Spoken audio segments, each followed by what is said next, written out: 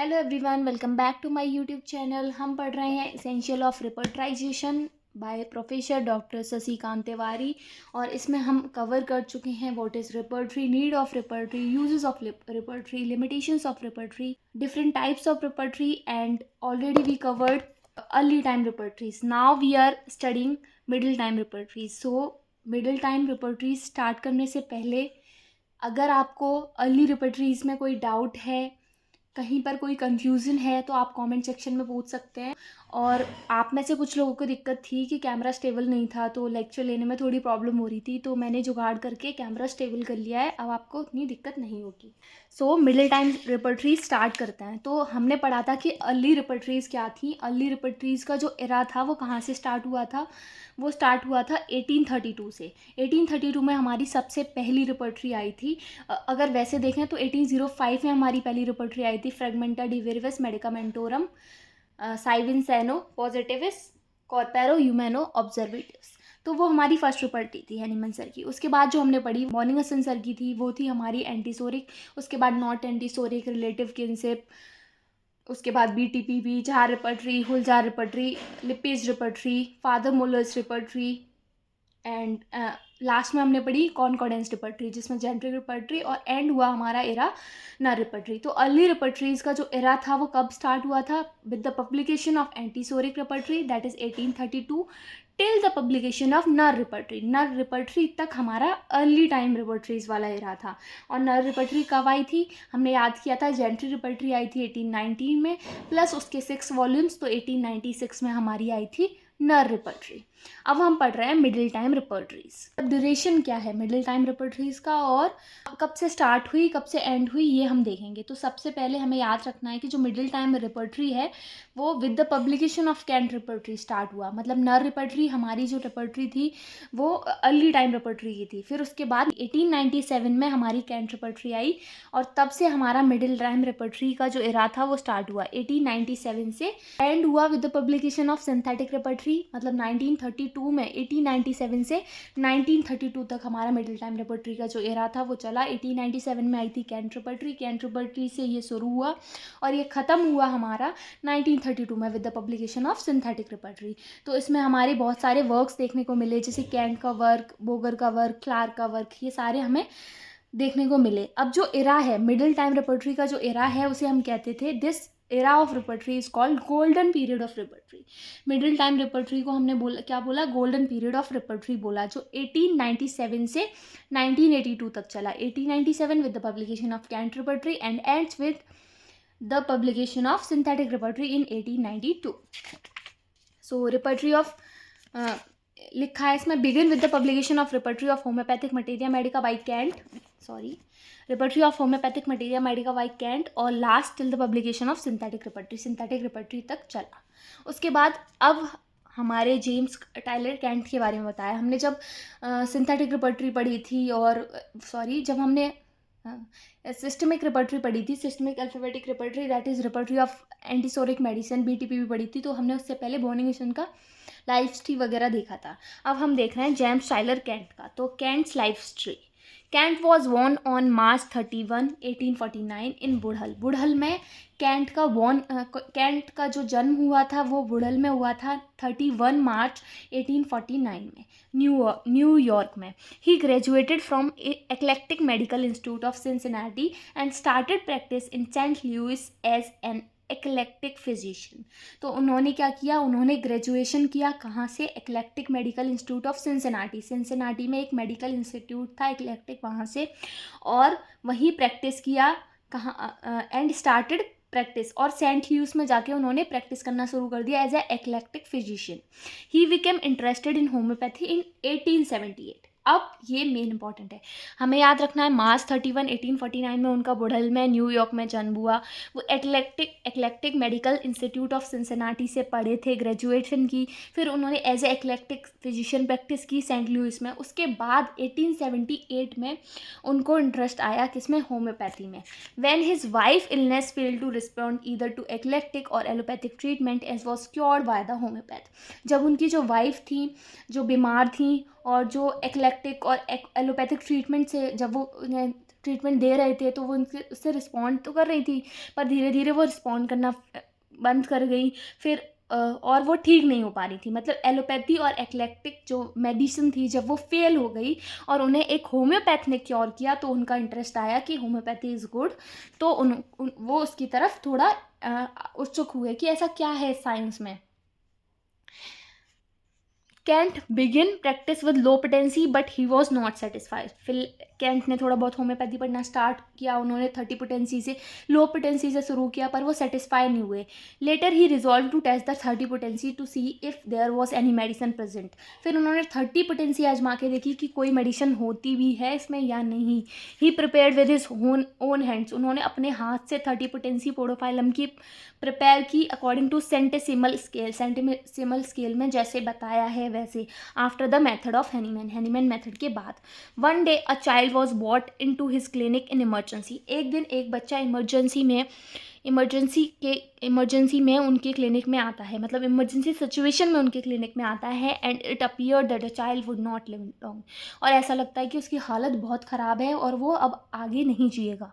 When it ले in the arms of its mother, जब वो अपनी माँ की बाहों में होता है, माँ की गोद में होता है, तो वो बहुत हालत ख़राब होती है उसकी। A thin yellow faecal stool rain over all his carpet, और जिस कारपेट पे, मतलब जिस कह सकते हैं जिस गद्दे पे जिस पे माँ उसको लेकर आई है, जिस कपड़े पे, वो पूरा कारपेट किससे सना हुआ है, इसके स्टूल से सना हुआ है। स्टूल कैसा है, येलो फीकल स्टूल, पूरे कारपेट पे बिखरा हुआ है, बहुत ही पतला स्टूल है। The order was like that of podophyllum stool, podophyllum stool का जो कैरेक्टर बताया गया है वैसा उसका ऑर्डर है। It was horribly offensive and the stool was so copious, stool इतना कॉपियस है, हॉरिबली ऑफेंसिव है, that the mother made the remark that she did not know where it all came from, कि इतना copious है, इतना ज़्यादा है कि उसकी माँ कह रही है कि पता नहीं ये सब कहाँ से आ रहा है, ये रिमार्क दिया है माँ ने। Doctor Kent thought to test podophyllum 30 prepared by him for that case. तो पोडोफाइलम की 30 पोटेंसी जो कैंट ने बनाई थी, उन्होंने सोचा कि वो उसे टेस्ट करके देखेंगे। उन्होंने वो 30 पोटेंसी जो 1 डोज पोडोफाइलम की दी उन्होंने। Next morning he was surprise to learn from the grand mother of that child that he was doing well. फिर उन्होंने एक डोज दी, उस डेंजरसली इल पेशेंट को उन्होंने एक डोज दी, और उनको पता चला कि पोटेंटाइज मेडिसिन में कितनी ज़्यादा पावर होती है। नेक्स्ट मॉर्निंग उसकी ग्रैंड मदर ने कहा कि बच्चा ठीक हो गया है। नेक्स्ट है contributions. Kant became famous as a high potency homeopath, as most of the homeopath before him were using low potencies। मतलब कैंट से पहले ज़्यादातर होम्योपैथ लो पोटेंसी यूज़ कर रहे थे, तो उन्होंने जब 30 पोटेंसी बनाई तो उनको हाई पोटेंसी होम्योपैथ बोल दिया गया। उन्होंने फिर 30, 200, 1M, 50M, CM, DM and MM अलग अलग सेंटीमीटर स्केल पे बनाई और उनको प्रैक्टिस किया। डॉक्टर कैंट ने doctrine of series in degrees भी इंट्रोड्यूस किया। Series in degrees in the treatment of chronic disease.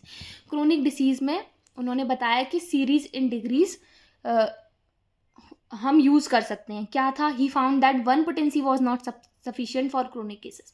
उन्होंने ये बताया कि अगर क्रोनिक केस है तो 1 पोटेंसी सफिशिएंट नहीं है। एक्यूट इलनेस के लिए हम 1 पोटेंसी देते हैं, प्रिस्क्राइब करते हैं, वहाँ पर इफेक्ट दिखता है, लेकिन क्रोनिक केसेस में हमें क्या करना होता है, पोटेंसीज चेंज करनी होती हैं, 1 काफ़ी नहीं है। तो doctor Kent discover that just as there are octaves of musical tones.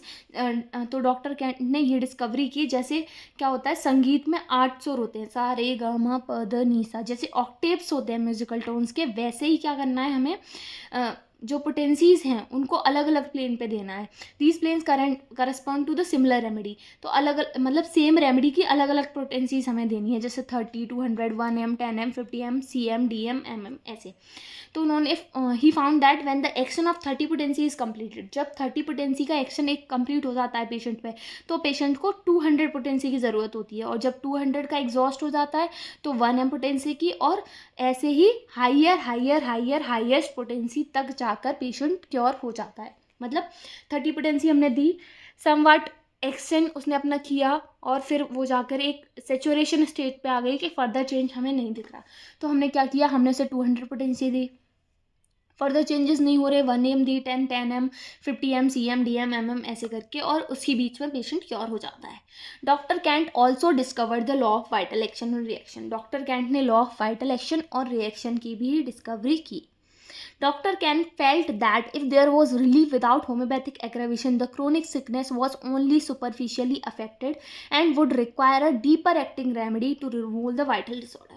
Doctor कैंटसन ने यह भी बोला कि अगर आपने क्रोनिक केस में अगर कोई मेडिसिन दी है और वहाँ पर आपको क्योर लग रहा है, रिलीफ लग रहा है बिना किसी होम्योपैथिक एग्रावेशन के, तो ज़रूर वो सुपरफिशियली काम कर रही है, वो डीप एक्ट नहीं कर रही है. Doctor Kent led greatest importance to the will, understanding and memory of the patient. Patient की विल, अंडरस्टैंडिंग और मेमोरी को उन्होंने बहुत इंपॉर्टेंस दी. They form the innermost essence of the man and are extended outward the general physical organism. मतलब अभी तक हमने पढ़ा, जैसे वीटीपी भी पढ़ी, एंटीसोरिक पढ़ी, तो उसमें क्या था कि जो बॉनी हुसैन सर थे उन्होंने क्या किया था, पर्टिकुलर टू जनरल पे बेस था उनका, और उन्होंने इंपॉर्टेंस दी थी फिजिकल जर्नल्स को ज़्यादा, और फिर बोगर सर ने पैथोलॉजिकल जर्नल को. लेकिन कैंट सर ने क्या कहा कि जो एक पर्सन का जो इसेंस है, जो इनर मोस्ट इसेंस है, उसको उन्होंने इंपॉर्टेंस दी. That is mental symptom. जो क्या था, मेंटल सिम्टम था. Doctor Kent proved many new medicine. उन्होंने बहुत सारी नई मेडिसिन प्रूव की और उनको उन्होंने डिस्क्राइब किया न्यू रेमेडीज़ में, क्लिनिकल केसेस में, रेसर राइटिंग में, एफोरिज्म एंड परसेप्ट्स में. ये आपको याद रखना है, इंपॉर्टेंट है कि कैंट ने नई नई मेडिसिन प्रूव की और उन्होंने उन्हें एक्सप्लेन कहाँ किया, new remedies, clinical cases, lesser writings and aphorism and precept. 1 2 3 4 5 new remedies, clinical cases, lesser writing, aphorism and precepts. Kent was famous for teaching materia medica. पढ़ाने के लिए फेमस थे. उन्होंने मटेरिया मेडिका पढ़ाई homeopathic medical college of Saint Louis, ये हम देख चुके हैं, from 81 to 88, and the school of homeopathy Philadelphia में भी उन्होंने पढ़ाई 90 से 99 के बीच में. At Hahnemann medical college at hospital Chicago. और हेनीमन उन्होंने देखो, सबसे पहले उन्होंने मटेरिया मेडिका पढ़ाई सेंट लुइस में, फिर 1801 से 88 के बीच में at the school of homeopathy from homeopathy Philadelphia में 89 से 99 के बीच में, और फिर हेनीमन मेडिकल कॉलेज और हॉस्पिटल चिकागो में 1903 से 1909 के बीच में. उसके बाद हेरिंग मेडिकल कॉलेज और हॉस्पिटल में भी उन्होंने पढ़ाया. तो वो बहुत अच्छे ट्यूटर थे, किसके, मटेरिया मेडिका के, फेमस थे. उन्होंने अलग अलग कॉलेज में मटेरिया मेडिका पढ़ाई. He was the president of trustee of Chicago homeopathic hospital. Chicago का जो होम्योपैथिक हॉस्पिटल था उसके प्रेसिडेंट और ट्रस्टी थे. उनके लेक्चर्स होम्योपैथिक मटेरिया मेडिका पे, होम्योपैथिक फिलॉसफी पे और repertory of homeopathic materia Medica पे बहुत ही फंडामेंटल टेक्स्ट थे. मतलब बहुत ही बेसिक उन्होंने लिखा था, बहुत ही अच्छा उन्होंने लिखा था. अब कुछ बुक्स थी जो कैंट ने ऑथर की थी, जैसे repertory of homeopathic materia medica by doctor Kent, lectures on homeopathic materia medica with new remedies, lectures on homeopathic philosophy, use of repertory, how to study the repertory, how to use the repertory, new remedies, clinical cases, lesser writings, aphorism and precept. 5 words हैं, हमें 5 words combination करके याद करना पड़ेगा, वरना हमें 1 2 भूल जाएंगे, जैसे मैंने बताया था. New remedies, clinical cases, lesser writing, aphorism and precepts. What are the doctor need to know in order to make a successful prescription. उन्होंने ये बुक भी लिखी कि एक सक्सेसफुल प्रिस्क्रिप्शन के लिए डॉक्टर को क्या पता होना चाहिए. फिर Kent's concept of totality. Kent ने कॉन्सेप्ट दिया टोटलिटी का. उन्होंने क्या कॉन्सेप्ट दिया, कैंट ने क्लासीफाई किया general, particular and common symptoms में. सिम्टम्स को कैसे, general symptoms, common symptoms and particular symptoms. Person को समझने के लिए, पार्ट को समझने के लिए और डिसीज़ को समझने के लिए अलग अलग, कि जनरल सिम्टम्स पर्सन को समझने के लिए, पर्टिकुलर सिम्टम्स एक पर्टिकुलर पार्ट को समझने के लिए, और कॉमन सिम्टम्स डिसीज़ को समझने के लिए. Kent lays more emphasis on the generals and uncommon particular. Kent ने ज़्यादा जोर किस पे डाला, जनरल्स पे और अनकॉमन पर्टिकुलर्स पे. Which characterize a person and his disease. मतलब जिससे एक पर्सन और उसकी डिसीज़ का पता लग सके, उस पर उन्होंने ज़्यादा फोकस किया. The symptoms of the mind are the most important symptoms in the remedy and in the sick. उन्होंने ये भी कहा कि मेंटल सिम्टम्स हैं वो मोस्ट इंपॉर्टेंट सिम्टम्स हैं, चाहे वो रेमेडी के हों, चाहे वो सिक पर्सन के हों. Doctor Kent in his lecture on homeopathic philosophy and in materia medica has emphasize the importance of knowing the man's love and hates. उन्होंने क्या बताया, डॉक्टर कैंट ने अपने लेक्चर्स में होम्योपैथिक फिलॉसफी और मटेरिया मेडिका में उन्होंने एम्फेसाइज किया कि ये भी जानना ज़रूरी है कि एक आदमी, एक सिक को क्या पसंद है और क्या वो नहीं पसंद करता. That is desire and aversions. तो डिज़ायर और अवर्जेंस किस पे आएंगे, मेंटल सिम्टम्स ऑब्वियसली. तो फिर उसके बाद कैंट ने टोटलिटी बनाई किसके अकॉर्डिंग, हायरार्की के अकॉर्डिंग। उन्होंने एक हायरार्की दी, क्या थी वो, कि सबसे पहले माइंड को इंपॉर्टेंस दी उन्होंने, उसके बाद फिजिकल सिम्टम्स को, mental generals, physical generals, then particulars. Mental generals में उन्होंने सबसे पहले क्या बताया, will, understanding and memory. Physical generals में उन्होंने बताया सेक्शुअल स्पेयर के बारे में, appetite, food aversion, desire, thirst के बारे में। उसके बाद पूरी बॉडी का जो इफेक्ट्स हैं वो कैसे, मतलब किस चीज़ का किस पे बॉडी पे कैसा इफेक्ट पड़ रहा है, जैसे वेदर का क्या इफेक्ट है, टेम्परेचर का क्या इफेक्ट है, फूड, पोजीशन, मोशन का क्या इफेक्ट है।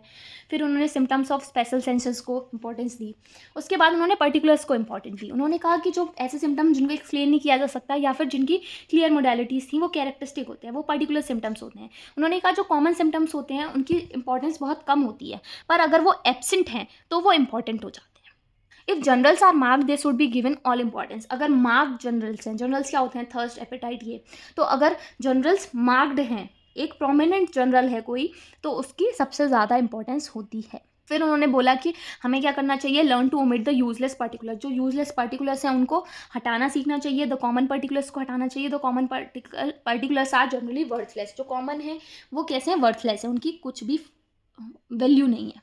उसके बाद कैंट व्यू ऑन प्रिस्क्राइबिंग, ये इतना इंपॉर्टेंट नहीं है, कैंट्स व्यू ऑन प्रिस्क्राइबिंग एक बार देख लेते हैं। पर उन्होंने कैंट्स के क्या व्यू थे, उन्होंने सबसे पहले तो टोटलिटी पे फोकस किया कि टोटलिटी बनानी है हमें अनकॉमन और कैरेक्टरिस्टिक सिम्टम्स की। हमें कॉमन और पैथोलॉजिकल सिम्टम्स को कम इंपॉर्टेंस देनी है, ना कि बराबर इंपॉर्टेंस देनी है।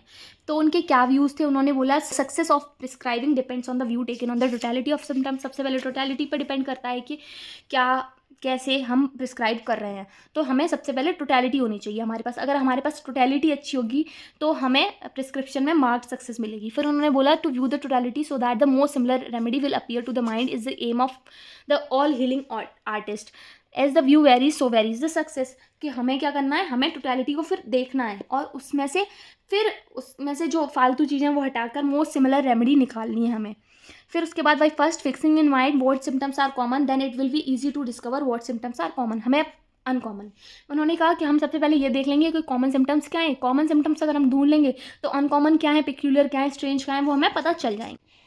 फिर उन्होंने कहा कि जो कॉमन सिम्टम्स हैं वो पैथोग्नोमिक होते हैं डिसीज़ के, या फिर किसी पैथोलॉजी की वजह से होते हैं। ऐसे कॉमन सिम्टम्स बहुत सारी रेमेडीज़ में कॉमन होते हैं। जैसे मान लीजिए कि किडनी स्टोन की 4 दवाइयाँ हैं, तो वो जो कॉमन सिम्टम्स होंगे डिसीज़ के वो उन दवाइयों में मिलेंगे। तो बहुत सारी रेमेडीज़ के कॉमन हो गए वो कॉमन सिम्टम्स, क्योंकि वो पैथोलॉजिकल हैं।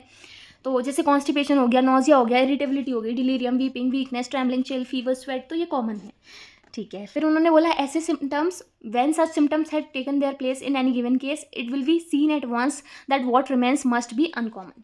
तो फिर जब हम ये देख लेंगे कि ऐसे कौन से सिम्टम्स, जब हम ये सारे सिम्टम्स देख लेंगे तो फिर जो बचेगा वो अनकॉमन बचेगा। जब हम कॉमन सिम्टम्स को अलग कर देंगे तो बचेगा क्या, अनकॉमन सिम्टम्स, पिक्यूलियर सिम्टम्स, जो कि पेशेंट को एज अ होल डिफाइन कर पाएंगे ऑफ इस पार्ट इन पर्टिकुलर, और उसके पार्ट को पर्टिकुलरली एक्सप्लेन कर पाएंगे। Some of these common symptoms may become peculiar when their circumstances are peculiar. जब उनके सर्कमस्टांसेस पिक्यूलियर हैं तो कभी कभी ऐसे कॉमन सिम्टम्स भी पिक्यूलियर सिम्टम्स हो जाते हैं। उसके बाद it must now be seen that the physician who has in mind only the pathology as a basis for his prescription has only what is the most common and there has no view of the totality, therefore violates the first principle of prescribing। अगर कोई physician केवल pathology को दिमाग में लेकर चलता है तो वो क्या देखेगा, कॉमन सिम्टम्स देखेगा, टोटलिटी पे उसका ध्यान ही नहीं जाएगा, तो पहला प्रिंसिपल ही उसने वायलेट कर दिया। तो वहाँ ये रिजल्ट ही गलत आएगा। मतलब यहाँ पर कुछ भी जो वो प्रिस्क्राइब करेगा उसकी जो एंडिंग है वो अच्छी नहीं होगी। These ultimate symptoms are of least value, ये क्योंकि इनकी लीस्ट वैल्यू है। पर फिजिशियन को गुड और फुल नॉलेज होनी चाहिए इनकी, जैसे एनाटमी, फिजियोलॉजी की, तो जिससे वो जज कर पाए कि कौन से कॉमन हैं, कौन से डिसीज़ के सिम्टम्स हैं, ताकि जो टोटलिटी वो बनाए वो अच्छे से फॉर्म हो, डिस्टॉर्टेड ना हो। ठीक है। फिर अब हम देख रहे हैं रिपर्टरी वाले पार्ट पे आ जाते हैं फिर से, Kent repertory of homeopathic materia medica. तो हमने देखा था कि जो मिडिल टाइम रिपर्टरीज का जो इरा है वो 1897 से शुरू होता है with the publication of Kent repertory. Kent repertory का क्या नाम है, the repertory of homeopathic materia Medica.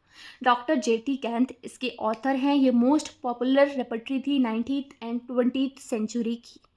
हमने ये पढ़ा, सेंट लुइस में उन्होंने अपना करियर स्टार्ट किया था, इक्लेक्टिक स्कूल पे कॉलर थे।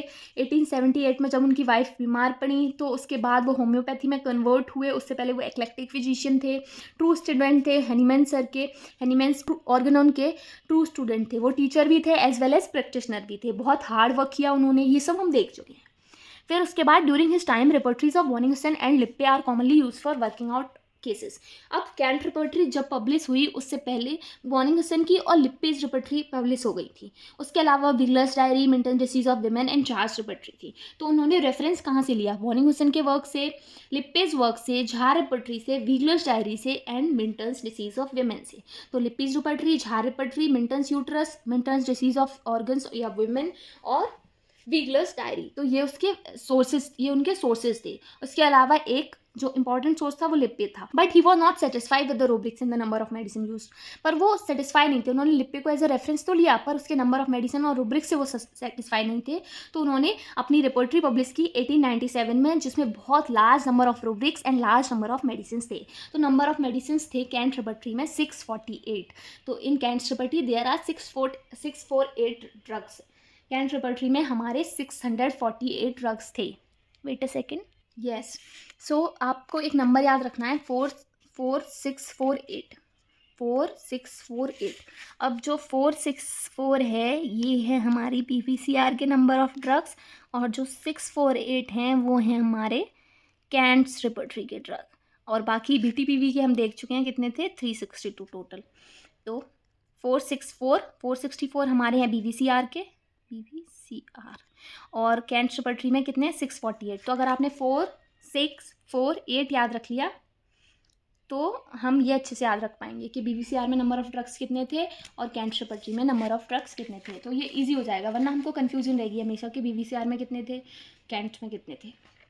ठीक है, तो 464, अब 64 कॉमन है तो इधर भी ले लेंगे 648, यहाँ 4। अब इसको 4 और 8 को भी आप याद रख सकते हैं कि स्मॉल नंबर कितना है? 4, लार्ज नंबर है 8, बी बिफोर आएगा तो 4, और कैंट आफ्टर आता है तो 4 के बाद क्या आएगा? 6 तो आ चुका है ना हमारा, तो लास्ट नंबर 8। तो 464 648। Okay, so the number of drugs in Kent repertory is 648। दूसरी चीज़ हम ऐसे भी याद रख सकते हैं कि हमने लिप्पीज रिपोर्टरी पढ़ी थी। The number of drugs in Lippe's repertory कितने थे? 602 थे। 28 चैप्टर थे ना, 8 कॉमन था, 2 8, तो 28 चैप्टर्स, और 8 6 + 2 8, तो 602। तो 602 से ज़्यादा होंगे, तो 648 ड्रग्स थे हमारी किसमें? कैंट रिपोर्टरी में। तो डॉक्टर बार्थल एंड डॉक्टर क्लंकर ने सिंथेटिक रिपोर्टरी दी थी, और उन्होंने क्या कहा था? जो कैंट रिपोर्टरी है वो मोस्ट अप्रोप्रिएट और मोस्ट कंप्लीट है, मोस्ट अप्रोप्रिएट और मोस्ट कंप्लीट है, और मोस्ट रिलायबल है जितनी भी रिपोर्टरीज उससे पहले आई उनमें। ठीक है, फिर उसके बाद कैंट ने किसको यूज़ किया था ये हम देख चुके हैं। कैंट ने यूज़ किया था लिप्पेज रिपोर्टरी को for a number of years, बहुत टाइम तक। और लिप्पीज रिपोर्टरी कब आई थी? 1880 में आई थी, हमें याद रखना है। 1880 में हमारी लिप्पीज रिपोर्टरी आई थी। तो उन्होंने लिप्पीज रिपोर्टरी को कुछ सालों तक यूज़ किया। तो हमने देखा था कि लिप्पीज रिपोर्टरी में जनरल से पर्टिकुलर यूज़ किया गया था, बाकी सब में पर्टिकुलर टू जनरल। तो लिप्पी को उन्होंने एज अ रेफरेंस यूज़ किया, पर उनका जो आइडिया था जनरल से पर्टिकुलर का वो कहाँ से आया था? एंटीसोरिक से। ये आपको भूलना नहीं है, मैं पहले भी कई बार बता चुकी हूँ, ये बहुत ही इंपॉर्टेंट है। हम ऐसे याद रख लेते हैं कि लिप्पी रिपोर्टरी पे काम किया, इतने सालों तक उसे देखा, तो हम ऑप्शन में अगर लिप्पी होगा तो हम लिप्पी को टिक कर देंगे। पर है क्या, किस पे बेस था? रिपोर्टरी ऑफ एंटीसोरिक पे। रिपोर्टरी ऑफ एंटीसोरिक मेडिसिन से ही आया था कैंट का आइडिया जनरल से पर्टिकुलर का, और बोगस का आइडिया पैथोलॉजिकल जर्नल्स का। ये कभी नहीं भूलना है आपको। Symptom registers and Allen's great encyclopedia were so incomplete that he lack the half the symptom. Jahr repertory was place next in the importance. उन्होंने और उसके अलावा symptom register, Allen's great encyclopedia भी देखी, पर वो भी इनकम्प्लीट थी। जार रिपोर्टरी को भी उन्होंने देखा। तो उन्होंने बहुत सारी रिपोर्टरीज को देखा, पर उन्होंने लिप्पी की रिपोर्टरी में बहुत ज़्यादा काम किया, बहुत ज़्यादा पढ़ा। जो डॉक्टर कैंट थे वो लिप्पे के शिष्य थे। तो डॉक्टर कैंट थे लिप्पे के शिष्य थे। लिप्पे के 2 शिष्य थे, ली और कैंट। तो ली क्या हो गए थे? ब्लाइंड हो गए थे। तो फिर बाद में लिप्पे चाहते थे कि ली का जो काम है उस पर डॉक्टर कैंट काम करें। तो डॉक्टर कैंट ने अपने urinary organ, chill, fever and sweat के साथ साथ जो ली ने काम किया था, ली ने किस पे काम किया था? माइंड और हेड सेक्शन को उन्होंने कंपाइल किया था। तो उन्होंने टुगेदर एक साथ कर तो फिर जो कैंट थे उन्होंने क्या किया? Doctor Kent later when Lee become blind, जब ली अंधे हो गए, doctor Kent took it up, उन्होंने सारा काम एक साथ किया, रिवाइज किया, अरेंज किया और अपने प्लान के अकॉर्डिंग। ली ने तो क्या किया था, पर्टिकुलर टू जनरल पे काम किया था, पर कैंट ने उसे अपने प्लान में चेंज कर दिया, that is general to particular. तो कहानी ये थी कि डॉक्टर लिप्पे के दो शिष्य थे, ली और कैंट। कैंट ने urinary organ, chill, fever and sweat पे काम किया, और जो ली थे उन्होंने माइंड और हेड सेक्शन को कंपाइल किया। पर ली अंधे हो गए बाद में, तो कैंट ने उनका काम लिया, रिवाइज किया, अरेंज किया और अपना प्लान लगाया उसमें, अपना plan in construction, that is general to particular.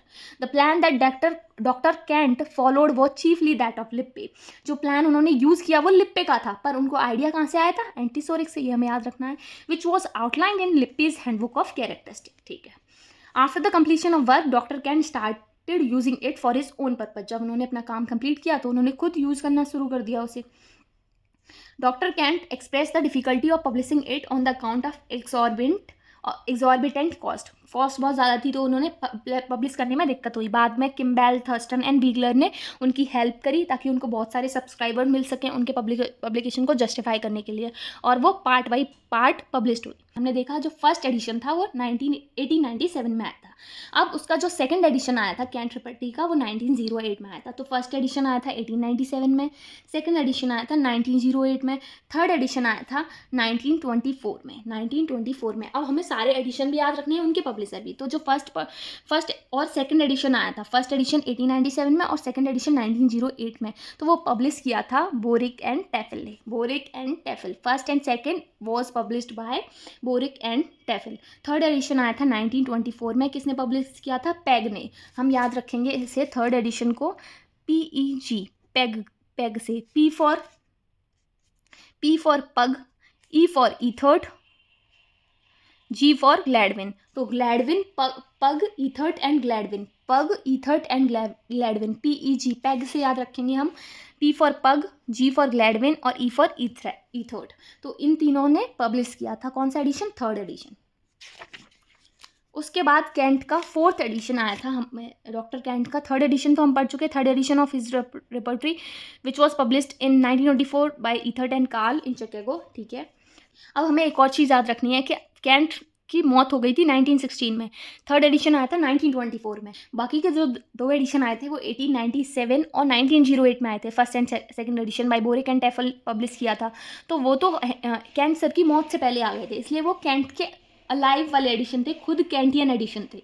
लेकिन जो थर्ड एडिशन आया वो कैंट की मौत के बाद आया। Third, fourth, fifth, six, first Indian edition, seventh edition, ये सारे कैंट की मौत के बाद आए, तो इनको बोला गया पोस्ट कैंटियन एडिशन। ठीक है, तो 1924 में पैग ने जो एडिशन दिया था, पग, ईथर्ट एंड ग्लैडविन ने, वो क्या था, पोस्ट कैंटियन एडिशन था। फिर उसके बाद 1935 और 1945 में थर्ड एडिशन को रिवाइज करके फोर्थ और फिफ्थ एडिशन बनाया। Third edition was again revise, compared and corrected, the successive fourth and fifth edition were publish. तो फोर्थ और फिफ्थ एडिशन पब्लिश हुए हमारे कब हुए, 1935 और 1945 में वो पब्लिश हुए, डॉक्टर ग्लैडविन, डॉक्टर कैंट और स्मिथ के द्वारा। तो Gladwin, P Smith and doctor Clara Kent, यहाँ पर भी 3 है, ऊपर वाले भी 3 है। फोर्थ फिफ्थ तो हम आसानी से याद रख सकते हैं, 35 एंड 45। ओके, सिक्स्थ एडिशन आया 1957 में, वाइल इंडियन एडिशन आया कितने में, 1961 में। फिर 1957 के बाद जो डॉक्टर दीवान हरीशचंद थे, P स्मिथ ने 1961 सिक्स एडिशन को और जो फर्स्ट इंडियन एडिशन आया उसको करेक्ट किया, पर वो बाद में क्या हुआ, चोरी हो गया। जब वो चोरी हो गया तो डॉक्टर दीवान हरीशचंद ने उसको मैन्युस्क्रिप्ट से उसे म्यूटिलेट कर लिया, उसको पा लिया, मतलब जो खो गया था उसको पा लिया, और उन्होंने सेवन्थ एडिशन बनाया जिसको बोला गया रिवाइज्ड फर्स्ट एडिशन और final general repertory of Kent. Revised first edition और final general repertory of Kent. तो फर्स्ट एडिशन आया 1897 में, सेकंड एडिशन आया 1904 में, थर्ड एडिशन आया 1924 में, फोर्थ फिफ्थ आया 1935 एंड 1945 में, सिक्स्थ एडिशन आया 1957 में, फर्स्ट इंडियन एडिशन आया 1961 में, और seventh edition that is revised first edition आया final general repertory of Kent जिसको कहा गया 1974 में। ठीक है, ये हो गया। अब है फिलॉसफी की बारी। तो मैंने फिलॉसफी में पढ़ लिया था कि जनरल से पर्टिकुलर उन्होंने यूज़ किया गया, उन्होंने क्या यूज़ किया, जनरल से पर्टिकुलर यूज़ किया। बाकी उन्होंने जो ग्रेडेशन यूज़ किया वो BIR है, बोल्ड, इटैलिक, ऑर्डिनरी, रोमन। तो हमने पढ़ा था कि लिपि पे बेस्ड था। लिपि की जो रिपर्टरी थी मैंने वहीं बताया था आपको, कैंट का हमें इससे आइडिया मिल जाएगा। तो लिपि की जो रिपर्टरी थी उसमें ग्रेडेशन यूज़ हुआ था इटैलिक एंड रोमन। तो कैंट की रिपर्टरी में यूज़ हुआ bold, italic and ordinary roman, यानी कि बोल्ड, इटैलिक एंड रोमन। तो हमने देख लिया कि 648 ड्रग्स थे, 3 टाइपोग्राफी थी। बॉनिक एसिड में कितने ग्रेडेशन यूज हुए थे? 5। CBIR रिप, capital, bold, italic, roman, roman in parenthesis. और कैंट में कितने ग्रेडेशन यूज हुए? 3 to 1, बोल्ड, इटैलिक, रोमन। ठीक है। 5 ग्रेड सिम्टम्स जो are felt strongly by all the provers और majority of provers. 5 grade symptoms तो सबने यूज़ किए थे, लेकिन कैंट ने कितने grade, 3rd grade symptoms use किया और उसे कंफर्म किया रिप्रूविंग से। ठीक है। उसके बाद है plan and construction. Plan and construction में क्या बताया है कि जो कैंट था उन्होंने जनरल से पर्टिकुलर पे काम किया, ये हमें पता है। Start with the mind chapter, first chapter था माइंड और लास्ट चैप्टर था जनरलिटीज़। हमने पीछे कुछ रिपर्टरीज पढ़ी थी, उनके अलग अलग फर्स्ट चैप्टर और लास्ट चैप्टर पढ़े थे, तो एक बार रिवाइज कर लेते हैं, ऐसे ही हमें याद रहेगा। तो सबसे पहले हमने पढ़ी थी रिपर्टरी ऑफ एंटीसोरिक मेडिसिन, तो उसका फर्स्ट चैप्टर था माइंड और लास्ट था मिलरेशन। यहाँ पर फर्स्ट क्या है? माइंड और लास्ट है जनरलिटीज। उसके बाद हमने BTP भी पढ़ी थी, फर्स्ट चैप्टर था mind and intellect, last chapter था कॉन्कोर्डेंस। फिर उसके बाद हमने नेक्स्ट रिपर्टरी पढ़ी थी झार रिपर्टरी। तो झार रिपर्टरी में हमने देखा था फर्स्ट है माइंड, टेम्परामेंट एंड सेंसोरियम और लास्ट था कैरेक्टरिस्टिक सिम्टम्स ऑफ रेमेडीज। उसके बाद हमने गुलजार पढ़ी थी। गुलजार में फर्स्ट चैप्टर था इंटरनल जनरल अफेक्शन, जिसे हमने जनरलिटीज बोला था, और 26 यानी कि लास्ट चैप्टर था पॉइजन्स एंड मेडिसिनल मेलेडीज। फिर हमने पढ़ी थी लिपीज रिपर्टरी। तो हमने याद रखा था कि जो गुलजार का फर्स्ट चैप्टर था वो लिपीज का लास्ट चैप्टर था। तो यहाँ से हमें क्लियर हो गया कि लास्ट चैप्टर 28 चैप्टर लिपी रिपर्टरी का था हमारा जनरलिटीज, लेकिन फर्स्ट चैप्टर क्या था? Mind and disposition. फिर लिपि के बाद हमने बड़ी फादर मुलर रिपर्टरी, उसमें पार्ट्स थे, तो इंट्रोडक्शन, प्रिंसिपल्स, ऐसे पार्ट्स में डिवाइड किया गया था। फिर उसके बाद हमने पढ़ा था कॉन्कॉर्डेंस रिपर्टरी, जिसमें हमने लास्ट रिपर्टरी पढ़ी थी नर रिपर्टरी। नर रिपर्टरी का फर्स्ट चैप्टर था माइंड एंड डिस्पोजिशन। माइंड और डिस्पोजिशन हमने पीछे किस रिपर्टरी में पढ़ा था? लिपीज रिपर्टरी में। लिपीज रिपर्टरी के बाद नेक्स्ट रिपर्टरी में हमने माइंड एंड डिस्पोजिशन पढ़ा, दैट इज नर रिपर्टरी। तो फर्स्ट चैप्टर था नर रिपर्टरी, माइंड एंड डिस्पोजिशन, और लास्ट था ड्रग रिलेशनशिप इंडेक्स। उसके बाद अब हम पढ़ रहे हैं कैंट रिपर्टरी। कैंट रिपर्टरी में फर्स्ट चैप्टर है माइंड और लास्ट चैप्टर है जनरलिटीज। जनरलिटीज में क्या है? फिजिकल मोडेलिटीज भी आते हैं, और बाकी के जो चैप्टर्स थे वो एनाटॉमिकल डिवीजन पे बेस्ड थे, उनमें फंक्शंस थे, डिस्चार्जेस थे, 33 चैप्टर्स थे। अब कैंट की जो रिपर्टरी थी उसमें 33 चैप्टर प्लस 4 चैप्टर्स, अगर हम उनको यूरिनरी ऑर्गन्स को इंक्लूड करें तो 4 चैप्टर्स वो केबी, किडनी, प्रोस्टेट, यूरेथ्रा, ब्लैडर, चारों मिलाकर तो 37 चैप्टर्स टोटल थे हमारी कैंट रिपर्टरी में।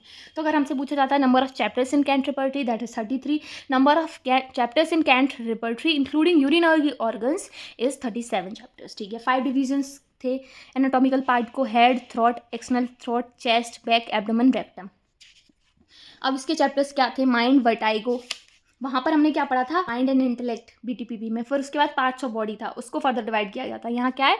माइंड, वर्टाइगो, हेड, ये हेवन हमने वहाँ याद किया था, यहाँ S नहीं है। फिर से एक बार रिवाइज करते हैं। वहाँ पर हमने क्या पढ़ा था? Mind and intellect first chapter था। सेकंड था parts of body.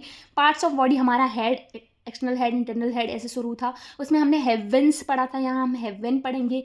Head, I, vision, year, hearing, knows, वहाँ पर स्मेल था, यहाँ स्मेल नहीं है। फिर हमने वहाँ पर पढ़ा था FTMT, face, teeth, mouth, throat. यहाँ पर क्या है? केवल फेस, माउथ और टीथ और थ्रोट। मतलब वहाँ FTMT था, यहाँ FMTT है, मतलब टीथ और थ्रोट साथ साथ आ गए। वहाँ पहले फेस के बाद टीथ आया था, फिर माउथ के बाद थ्रोट आया था। यहाँ माउथ के बाद ही टीथ, उसके बाद थ्रोट। वहाँ क्या था? FMT था, फेस, माउथ, थ्रोट। और यहाँ पर फेस, माउथ, FTMT था, फेस, वहाँ क्या था? वहाँ था FTMT, face, teeth, mouth, throat. यहाँ पर क्या है? फेस, माउथ, थ्रोट, टीथ, तो FMTT। फिर उसके बाद T या फिर FMT याद कर लो। फिर टैट एग्जाम होता है, तो टैट से याद कर लो थ्रोट, एक्सटर्नल थ्रोट, एक चैप्टर है। उसके बाद सांस, स्टमक, एब्डोमेन, रेक्टम, स्टूल। वहाँ पर रेक्टम जैसा कोई चैप्टर नहीं था। उसके बाद यूरिनरी ऑर्गन आ जाता है स्टूल के बाद। यहाँ पर स्टूल में वहाँ पर क्या था? KPUP। यहाँ पर क्या है? Bladder, kidney. यहाँ पर अल्फाबेटिकल लगाया है, वहाँ एनाटॉमिकल पोजीशन के हिसाब से लगाया था। तो यहाँ bladder, kidney, prostate, urethra, then urine भी इसमें आ गया। फिर genitalia male, genitalia female, larynx and trachea. फिर RCA था वहाँ पर। यहाँ पर क्या है? रेस्पिरेशन, कफ, एक्सपेक्टोरेशन है। वहाँ पर RCA था, रेस्पिरेशन, कफ, एयर पैसेज। यहाँ पर क्या है? रेस्पिरेशन, कफ, एक्सपेक्टोरेशन है। बाकी हमने देखा वहाँ पर H10 था, हंगर, थ्रस्ट एंड ऑल, वो यहाँ नहीं आया। यहाँ पर हमें FTMT, वहाँ पर FTMT था, उसके बाद H10 था। यहाँ पर क्या था, FMTT, ET, टेट, फिर उसके बाद यहाँ पर डायरेक्ट स्टमक आ गया, वहाँ पर स्टमक नहीं आया था। उसके बाद larynx and trachea, rough respiration, cough, expectoration हो गया, चेस्ट, बैक, एक्सट्रीमिटीज़ हो गया, sleep, chills, fever, perspiration, skin, generalities. वहाँ पर लास्ट चैप्टर क्या था, वहाँ पर था लास्ट चैप्टर हमारा upper limb then lower limb, जो पार्ट्स ऑफ बॉडी के अंदर आते थे वो सारे चैप्टर्स। वैसे वहाँ पर लास्ट चैप्टर कॉन्कॉर्डेंस था, पर ये सारे एक ही उसमें डिवाइड किए गए हैं। 33 चैप्टर्स है, वहाँ सिर्फ 7 चैप्टर्स थे, वो सब चैप्टर्स थे जो हमने पढ़े थे, लेकिन यहाँ पर चैप्टर्स हैं कैंट रिपर्टरी में। अब अरेंजमेंट ऑफ रूब्रिक्स देखते हैं, तो सारे रूब्रिक्स को अल्फ़ाबेटिकली अरेंज किया गया था, जनरल से पर्टिकुलर पे बेस थे। जो रूब्रिक्स स्टार्ट हुए थे जनरल सिम्टम्स पे, मेन इंपॉर्टेंट है वो STME पैटर्न है जो यहाँ फॉलो हुआ था। STME मतलब site, time, modalities and extension method यहाँ यूज़ हुआ था। जनरल रूब्रिक फॉलो हो रहे थे सब रूब्रिक से, मतलब कोई जनरल रूब्रिक है फिर उसकी साइट, टाइम, मोडेलिटीज़ और एक्सटेंशन सब रूब्रिक्स में आ रहे थे, ठीक है। मोडेलिटीज़, एक्सटेंशन, ये सब दिया था, ये हम देख चुके हैं। उसके बाद जो इम्पोर्टेंट है, कैंट की जो रिपर्टरी थी उसमें क्रॉस रेफरेंसेस भी यूज़ किए गए थे, जो इम्पोर्टेंट है। कैंट की रिपर्टरी पहली ऐसी रिपर्टरी थी जिसने क्रॉस रेफरेंस को भी प्लेस किया था। तो नेक्स्ट हमारा इंपॉर्टेंट है स्पेशल फीचर्स, तो हम ये देखेंगे। जो कैंट की रिपर्टरी थी वो बेस्ड थी philosophy of general to particular, general से पर्टिकुलर पे बेस्ड थी कैंट की जो रिपर्टरी थी वो। इसमें 648 मेडिसिन थे, 589 कुछ स्टडी कहती हैं, 591 कहती हैं कुछ स्टडीज़, वैसे कितने थे, 648 ड्रग्स थे। और RP पटेल के अकॉर्डिंग 657 ड्रग्स थे, ये भी आपको याद रखना है, 657 अकॉर्डिंग टू RP पटेल। और ये ड्रग्स, नंबर ऑफ ड्रग्स ज़्यादा थे जो BTPV या बोगस रिपर्टरी में यूज़ हुए थे उससे कहीं ज़्यादा थे। 3 ग्रेडेशन थे, 3 to 1, दैट इज़ हमने पढ़ा था BIR, bold, italic and roman, ठीक है। बाकी बॉनिंगसन और बोगन ने 5 ग्रेडेशन यूज़ किया था। माइंड सेक्शन में रूब्रिक्स थे और सब रूब्रिक्स थे। इसमें क्वालिफाइड सिम्टम्स थे जो कि हेल्प करते थे रिपर्टराइजेशन में। उसके बाद इसमें most of the symptom related थे पार्ट से एज वेल एज जनरल से। Thus one who uses this repertory really needs to refer other. तो ये इतनी अच्छी थी कि अगर किसी ने ये रिपर्टरी यूज़ कर ली तो उसे रेफर करने की ज़रूरत नहीं थी किसी और रिपर्टरी को। सब रूब्रिक्स को भी अल्फ़ाबेटिकली प्लेस किया गया था जिससे जो फील्ड ऑफ चॉइस है वो नैरो हो जाए सब रूब्रिक्स की हेल्प से। क्रॉस रेफरेंसेस इंसर्ट हुए थे। क्रिटिसिज्म क्या है, अब कैंट रिपर्टरी का क्रिटिसिज्म देखेंगे हम। तो Kent has advocated the use of bigger general rubrics to avoid the error of omission. Kent ने बड़े और जनरल रूब्रिक यूज़ किए ताकि जो ओमिशन का जो एरर है वो कम हो जाए रिपर्टराइज करते वक्त। But at some places general rubrics themselves do not represent the medicine. पर कहीं कहीं वो जनरल रूब्रिक्स उन्होंने उसमें वो मेडिसिन ही नहीं थी जो होनी चाहिए। जैसे फियर जनरल रूब्रिक है पर उसमें काली कार भी मेंशन नहीं की, तो ये क्रिटिक्स था इसका। He was a great critic of BTPV बॉनिंगसन की जो BTPV थी उसके बहुत बड़े क्रिटिक थे। कौन, कैंट सर, क्योंकि उसमें जो मेडिसिन थी वो पार्ट्स के अंदर लिस्ट की गई थी, पार्ट्स के अंडर लिस्ट की गई थी, बट उन्होंने खुद ये अवॉइड नहीं कर पाया। उन्होंने बहुत सारे रूब्रिक्स के अंदर ये गलती की कि liver, spleen, affectation of heart ऐसे पार्ट्स दे दिए। उनकी रिपर्टरी में बहुत सारे क्लिनिकल रूब्रिक्स थे जो कि रिपर्टराइजेशन का पर्पस ही सर्व नहीं कर रहे थे, जैसे pneumonia, pulmonary oedema, enema, hypermetropia. Extremity chapter largest chapter था पर उसमें लीस्ट यूजफुल ड्रग्स हैं, लीस्ट यूजफुल रूब्रिक्स हैं वो डले थे। 284 पेजेस थे जो कि वर्थ ही नहीं थे उस चैप्टर के लिए। कैंट की रिपर्टरी में बहुत सारे सिमिलर रूब्रिक्स थे जो कि कन्फ्यूजन क्रिएट कर रहे थे, जैसे फियर, टिमिडिटी, फ्राइटेंड। सिमिलर है fear, timidity, frightened, what does that mean, तो कन्फ्यूजन क्रिएट हो रही थी। सम रूब्रिक्स, स्पेशली सब rubrics with similar meaning appear at different places.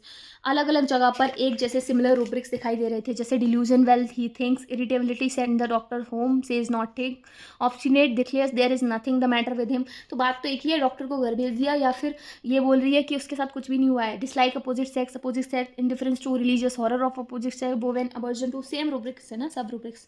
तो ये था modality which are the main qualifying factor list different groups of medicine in general rubrics are in sub rubrics. For example, head pain reading while compare with head pain forehead reading while. Modality जो कि main qualifying factor थी उनको अलग group of medicine के साथ और rubrics और सब रूब्रिक्स के साथ लिस्ट कर दिया। जैसे नेटम्यूर थी, फर्स्ट रूब्रिक में नेटम्यूर को हाई मार्क मिला, जो कि सेकंड रूब्रिक में नेटम्यूर डाली नहीं। Some general modalities which should be mentioned in generalities also appear in part, जैसे wetting feet aggravation in extremities, wet feet generalities, ऐसे। नो सोर्स स्कैटर्ड थे पूरे में, उनको अच्छे से रिप्रेजेंट नहीं किया गया था। और कैंट की रिपर्टरी में ओवर जनरलाइजेशन कर दिया था, स्पेशली माइंड सेक्शन में ओवर पर्टिकुलराइजेशन कर दिया था, एक्सट्रीमिटीज सेक्शन में बहुत सारे रूब्रिक्स थे जिनमें ओमिशन ऑफ ड्रग्स कर दिया था। मतलब जहाँ पर जैसे फेंटनेस मेंसेस ज्यूरिंग में साइक्लामेनी नहीं थी, लेकिन साइक्लामेन तो एक इंपॉर्टेंट रेमेडी है, तो क्या कर दिया था, ओमिशन ऑफ ड्रग्स की वजह से जो इंपॉर्टेंट ड्रग्स थे वो भी हटा दिए। बहुत सारे मेंटल रूब्रिक्स थे जिनमें सिंगल रेमेडी थी जो कि रिपर्टराइजेशन के लिए यूज़ ही नहीं की जा सकते, जैसे कॉन्सोलेशन अमेलिएशन में सिर्फ पल्सेटिलाई डाली है। उसके बाद कैंट ने बहुत ज़्यादा इंपॉर्टेंस दी थर्मल कंडीशन को पेशेंट की, जैसे चिली, हॉट, एम्बी थर्मल, लेकिन अनफॉर्चुनेटली कोई भी डेफिनेट सिंगल रूब्रिक नहीं था जो हमें इस एस्पेक्ट में गाइड कर सके। तो this is all about the Kent repertory. Kent repertory के बारे में जो भी चीज़ें थी वो हमने सारा देख लिया है। अब बाकी की जो रिपर्टरी थी, मिडिल टाइम रिपर्टरीज, वो हम आगे पढ़ेंगे, क्योंकि ऑलरेडी ये लेक्चर बहुत बड़ा हो गया है। तो एक साथ इतना सारा अगर आप पढ़ेंगे तो आपके दिमाग में नहीं घुसेगा, मेमोराइज़ करना डिफ़िकल्ट हो जाता है। तो हमें थोड़ा थोड़ा पढ़ना है और उन्हें जो पिछला पढ़ा है उसे रिवाइज़ करते जाना है, जिससे हमें दिक्कत ना हो। तो हमने पढ़ा मिडिल टाइम रिपर्टरीज़ में कैंट सर की लाइफ हिस्ट्री और कैंट रिपर्टरी के बारे में। आगे हम पढ़ेंगे बोगस के वर्क के बारे में, बोगस की अलग अलग रिपर्टरीज़ कौन कौन सी थी, वो सब, बोगस के लाइफस्टाइल के बारे में आगे हम कंटिन्यू करेंगे। अगर आपको वीडियो पसंद आया हो तो लाइक करें, चैनल को सब्सक्राइब करें, प्लीज़ सब्सक्राइब करें, क्योंकि आप लोग सब्सक्राइब नहीं करते हैं। आप लोग को क्वालिटी अच्छी चाहिए वीडियो की, आप लोग को पर्टिकुलर टॉपिक पे वीडियो भी चाहिए, आपको पसंद भी आते हैं, फिर भी आप चैनल सब्सक्राइब नहीं करते हैं। ये तो मेरी मेहनत करने का कोई फ़ायदा नहीं हुआ ना। तो आप लोग चैनल को सब्सक्राइब कीजिए और वीडियो को लाइक करिए, और कमेंट सेक्शन में कोई भी क्वेरी है, कोई भी डाउट है, कुछ भी आप मुझ तक कन्वे करना चाहते हैं तो आप कमेंट कर सकते हैं। Thank you for watching.